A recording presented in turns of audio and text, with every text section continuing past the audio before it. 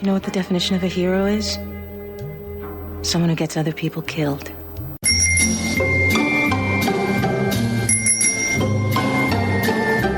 me with you! Get back in the boat with the others! Stay here, please! Too many! Pull ahead! Please!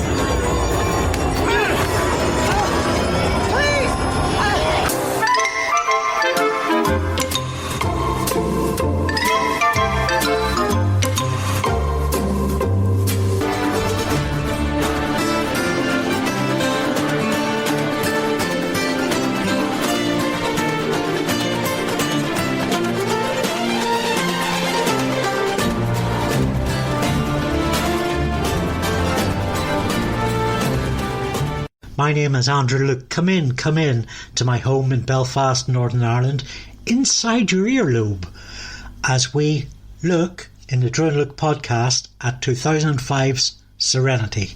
Spoiler-free zone, mostly. You can't stop the signal. This is a film that opens fast. The verse is built in 1 minute. The Alliance is a utopian portrait. The outer worlds are a desert. The schoolrooms a friendly golden dream. And in the laboratory, staff explaining the positive differences after River's shock in an off-kilter view where all the other noise and violence comes from Simon's incursion. And it only eases up when we meet Chiwetel Ejiofor's operative, who is calm and polite. In fact, the operative right away recognises the nature of love and the error of pride. His pauses come and are terrifying. He speaks with authority, with certainty, and a belief that his aim is true. And then, slicey dicey slash flash fest.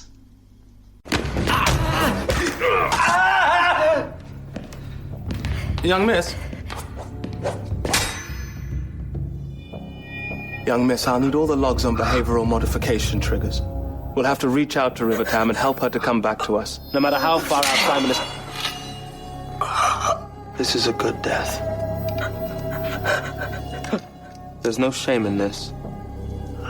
In a man's death, a man who has done fine works. We're making a better world. The operative is one of Whedon's strongest villains for depth. Compare, if you will, with Jubal Early, a similarly direct hunter whose mannerisms are eccentric, comical and bloody triggering. Early tuxies just below the surface, but the operative is an open book. They'll come at you sideways. It's how they think. It's how they move. Sidle up and smile. Hit you where you're weak. The sort of man they're like to send believes hard. Kills and never asks why. He's the sort of guy that you can imagine unaware of how he works, having him around for family dinner. Oh yes, this roast is exceptional. Have you seasoned it with coriander? And the mashed potatoes. Spring onions, I presume? Now. I explained about cheesecake. Did I not say cheesecake would result in your death? Sit forward, please, and put your head back. Now there's a good host. Serenity traces the journey of the operative and the other characters in relation to faith and belief. Are we flexible in these like Wash and Malar? Are we ruled by them with little scaffolding should they go? Or are we like Shepherd Book, offering service by them, but not beaten down in servitude to them? And then come the credits and the introduction of 4.5 minutes. The crew of 7, 8 counting Serenity herself. Wash is full of wonder, Mal is all business, Jane is on guard, Zoe is working coolly, Kaylee is all hands, Simon is angry. This is anger. And righteous. And his sister River is a weird seer, useful and protected. Do you understand what I have gone through to keep River away from the Alliance? I do. It's a fact we here have been courteous enough to keep to our own selves. Are you threatening to... I look out for me and mine. That don't include you, lest I conjure it does. Now, you stuck a thorn in the Alliance's paw. That tickles me a bit. But it also means I gotta step twice as fast to avoid them, and that means turning down plenty of jobs. Even honest ones. I put this crew together with the promise of work, which the Alliance makes harder every year. Come a day, there won't be room for naughty men like us to slip about at all. This job goes south, there well may not be another. So here's us, on the raggedy edge. 4.5 minutes and 13 episodes of Firefly summed up. The colours in this film are absolutely beautiful. We go to the banking planet, it's all shiny, it's golden. To the vault, we've got a reprise of the blue colours, and then the interior itself is a sort of a medium autumn kind of thing, and then the slicey dicey of the Reavers.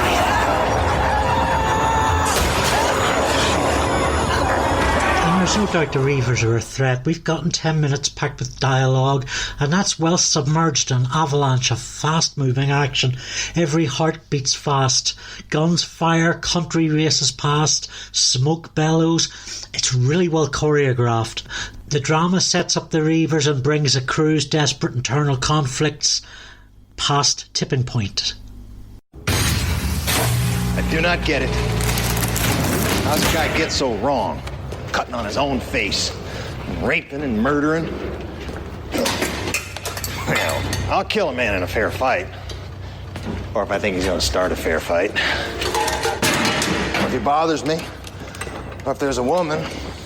Or if I'm getting paid. Mostly only when I'm getting paid. These Reavers, last 10 years, they show up like the bogeyman from stories. Eating people alive? Where does that get fun? Shepard Book said they was men who just reached the edge of space, saw a vasty nothingness, and went bibbledy over it. Oh, hell. I've been to the edge.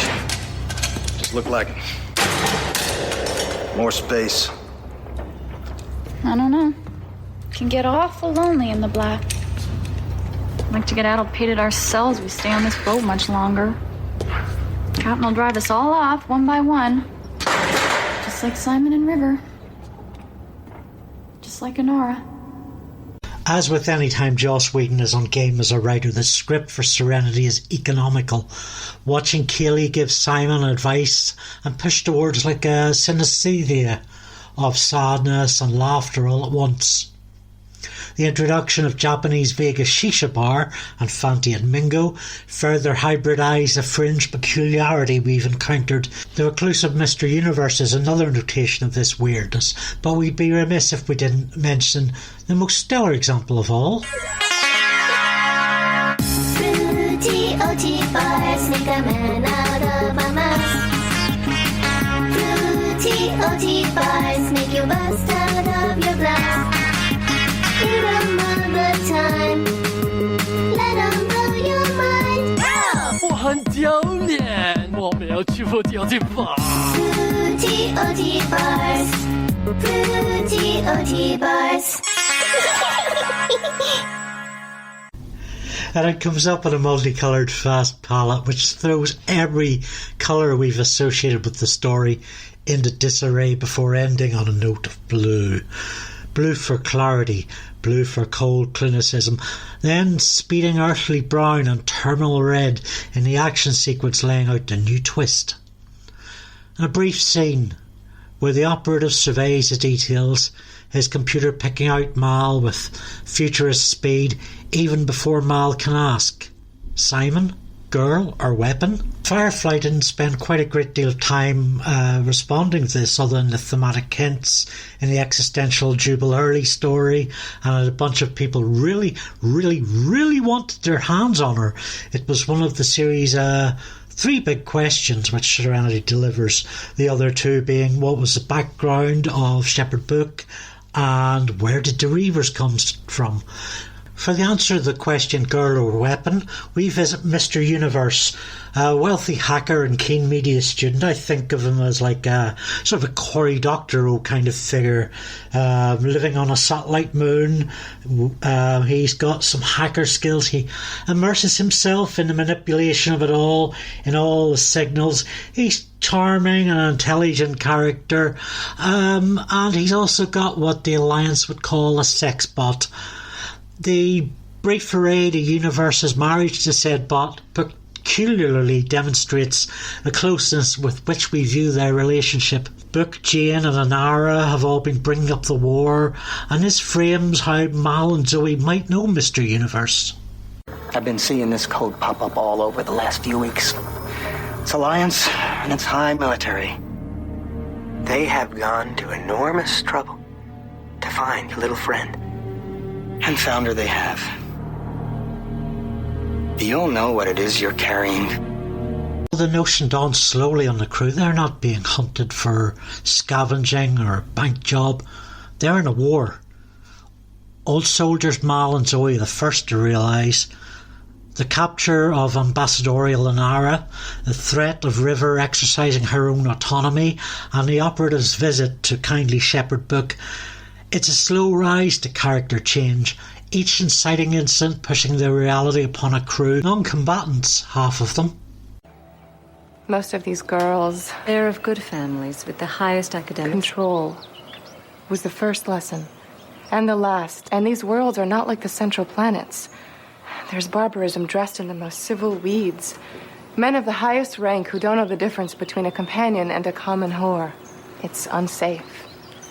All the more reason the girls look to you. You've seen so much. You're a figure of great romance to them. Great romance has nothing to do with being a companion, Shadra. You should know better. I'm not the one who had a torrid affair with a pirate. A who? With a what? It's the talk of the house. The girls all trade stories in the dorms at night. I didn't have a pirate. In one of the stories, you make love in a burning temple. I think that's my favorite. This is unbearable. Captain Reynolds is no pirate. He's a petty thief. And he never laid a finger on me. All he ever did was run me a shuttle and be very annoying. Captain Mal Reynolds, by nature of the story, rises from the ensemble. A war hero on the losing side, just trying to leave the cause behind him and rebuild his life in the framework of making a living and doing it with good people around him. River Tam represents the uncomfortable reminder of the day everything was taken from him. She lives nightmares. She's at the edge of Mal Reynolds' empathy, but to deny her protection is his antithesis. That opens up internal scars of his own. More so, Mal's antithesis is the operative. Mal will take the easy route, Occam's razor. Mal bends and folds, he compromises. He's independent to the core. Serenity Valley. Bloodiest battle of the entire war. The Independents held the valley for 7 weeks, 2 of them after their high command had surrendered. 68% casualty rate. Of course, sir. I just did there. Yes. Our Mr. Reynolds was a sergeant, 57th Overlanders. Volunteer. Fought at Serenity to the very last. This man is an issue. This man hates us. The operative wants the status quo. The operative is inflexible and relentless. He's a company man. He doesn't understand any other way. This is the most important line. I'm going to show you a world without sin. In the film to me, because honestly, the film is really about something. It's about the right to be wrong. It's about the idea that you cannot impose your way of thinking on people, even if your way of thinking is more enlightened and better than theirs. It's just simply not how human beings are. And you take that further and you say the idea of sin is in fact outmoded, is in fact more archaic than anything that Mal believes in. When he says, I'm a fan of all 7, and let's take a moment to appreciate how that gives slightly. as he walks on it. I love that. Our last look down moment. He's saying that sin is just what people are. It's been codified. It's been given a name. But all of those things we take as faults are also the source of pleasure and decency, and we should perhaps rethink it. Now, so the second big question Firefly asked was, who is Shepherd Book really? I really want to see more Book in Serenity. We don't learn any more here than in the series. I'm tempted to believe that's as much economy as it is intent. It brings home to viewers and to characters that the war is already underway. The Operatives' forces are coming, and they aren't going to stop. Some stories just end unsatisfactorily. Lives end mid-chapter. It's too late. Dan, do you seriously think I'd explain my master stroke if there remained the slightest chance of you affecting its outcome? I did it 35 minutes ago. In the turning point, Simon and Jane are the first to realise this. Two people who have butted heads and betrayed one another across 13 hours of screen time. After Mal, River and the Operative, the next most important character, a pivot character, is Jane. Jane is a thug. He's a thicko. His disloyalty ranks alongside Dr. Smith from Lost in Space, Gaius Baltor in Galactica, Judas Iscariot. Hell, throw in Lando Calrissian in Empire and mix them all together. That's Jane. Jane is scurrilous, but he does have a code. He has his own view of manliness. He's not a soldier like Mal. He's a mercenary. Jane is amoral, but not immoral. He'll do some shit, but the family of Serenity has rubbed off on him. Jane's dodgy code has twisted virtues, which sometimes meets the same end points. For example, he's less into mercy than he is pity. He's a hired gun, requiring a certain amount of bravery. He wants to make a living, and if the crew of Serenity are headed for poverty, as they so often are, he'll speak up and negotiate with clients. Jane speaks up a lot. A broken clock is right twice a day. And he has Mal's back, though not always, because Mal pays him. Mal and Jane spend the film pivoting around one another, taking on aspects of each other's way of doing. I realized if Jane's in, the most amoral character in the movie, then everybody is, and you don't need to say it. And that's, and the fact that he gives Simon a drink says the people who, would have the least to do with each other are all united here. Yet it's only after their visit to Haven and hearing Mal's planned reaction that the others truly understand. Serenity's 10th character, the craft itself is plunged into a point of no return. Unquestioning Zoe questions him. His friend Keely bristles in fear of him. River, the contained reader of people, studies him almost in surprise. Well, something sure the hell ain't right. This ain't no little settlement. We flew over at least a dozen cities just as big. Why didn't we ever hear about this? The man responsible for Serenity's beautiful colour palette, cinematography director Jack Green.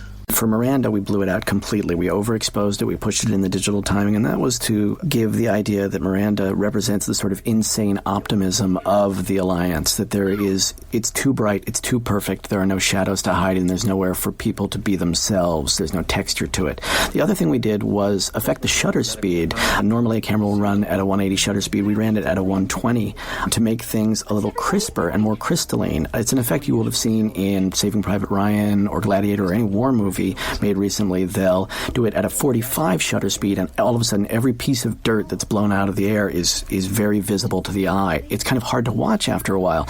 We didn't take it that far. We took it to 120, so that it's just a little bit too much. Things are too sharp and they're too bright, and then when we come around River like this, we can really feel the motion around her and behind her a little bit more than we would. It makes us a little uncomfortable. Then way past the halfway mark in uncovering River's mystery, the crew finds the answer to Firefly's third and final big question.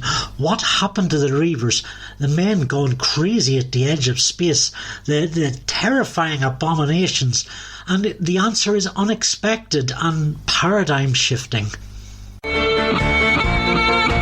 I was forever changed. tropes of the impossible foe and the final battle are ones Joss Whedon and Mutant Enemy ping very frequently on Buffy's Slayer of the Vampires, Angel and Dollhouse. Angel's finale, which I'll be covering next show, and the show after that, posits a problem better than any. Thematically, it poses a question that Serenity answers. How can we prevail? Angel left an indelible mark on me 3 years before, and I'd been motivated to write extensively then to international authorities on human rights abuses in Yemen and Syria. I was subscribing to campaign against the arms trade while Iraq was bombarded.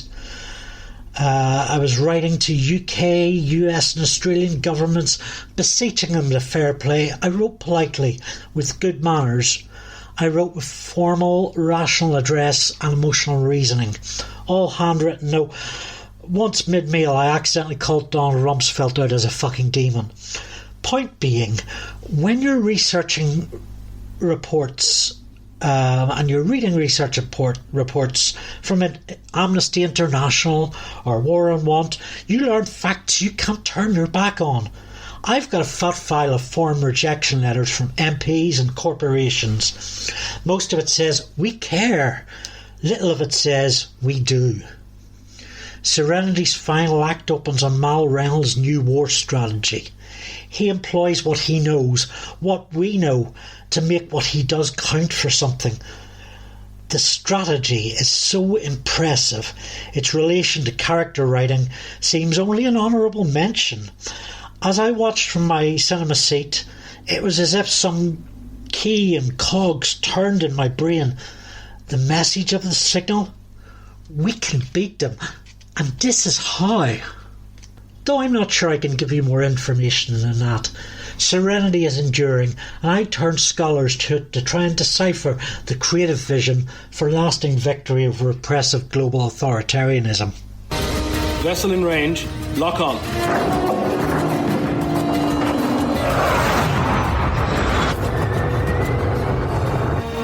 Bastard's not even changing course.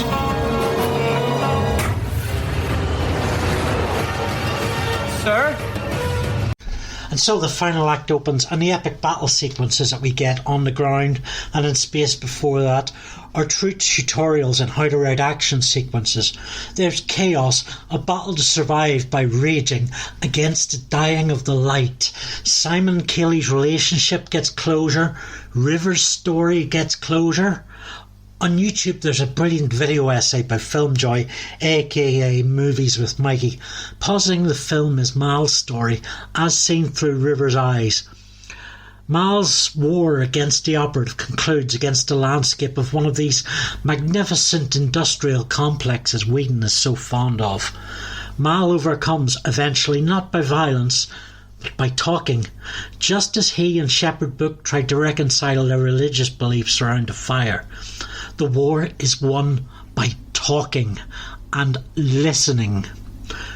Grant Morrison said something that stuck with me. I'll share my story with you, you share your story with me. That's what it's all about. Don't we just want to talk and let it all go and just say, hey, I'm interested in you, what have you got to tell me? That's what it's all about, isn't it? We communicate, we join up, we make networks, we make things happen. Isn't that all life is?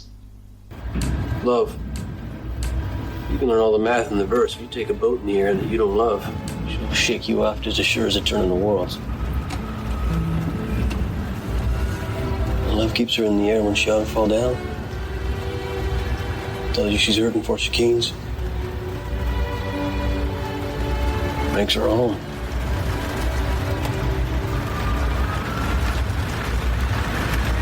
Storm's getting worse. We'll pass through it soon enough.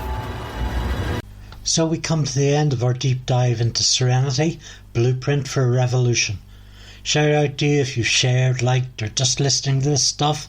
Shout out to Robert Wells for doing all these with some firm caring. Multiple retweets, that's what y'all should be doing. Rob wrote last episode wasn't long enough. He's entirely right. So Rob, I'll be returning to do another Sunny episode sometime in the future. November is National Novel Writing Month, which is busy for me, particularly now I'm a liaison, so I'll be breaking the next subject into 2 parts. Under the review scope next time, Angel Season 5, In the Belly of the Beast.